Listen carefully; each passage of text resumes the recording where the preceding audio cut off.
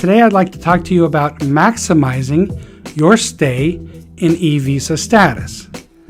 One of the first things people ask me, how long is my visa good for? And I tell them, it depends. It depends upon the time period specified in the treaty between the United States and the country where the treaty investor or treaty trader is from. Many treaties and countries allow for 5 years for the visa to be valid. These include the United Kingdom, France, Germany, Italy, Spain, and many others. There are some countries, however, that have a shorter period of visa validity. Mexico, for instance, has just 1 year.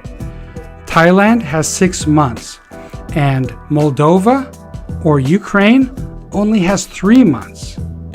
What this means is that you must enter, if you're from one of these countries, you must enter the United States within that time frame.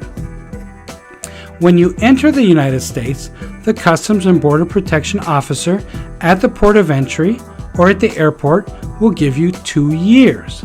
That is your period of authorized stay, and that is the time and the date that controls.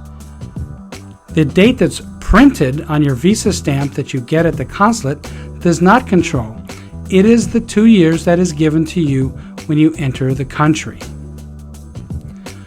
Also, if you're changing status inside the United States, if you're changing from a visitor visa to an investor visa or a student visa to an investor visa, USCIS will give you 2 years. That's the period of authorized stay. If you leave the country, you must apply at the consulate and get the visa stamp in your passport. I'll give you a little trick that will extend the period of authorized stay in e-visa status. Let's say you're from Germany and printed in your visa is the expiration, and let's say it's 2 or 3 months away. You can leave the country, return, and the Customs and Border Protection officer will give you 2 years as your period of authorized stay, even though, according to the visa stamp in your passport, your visa will expire.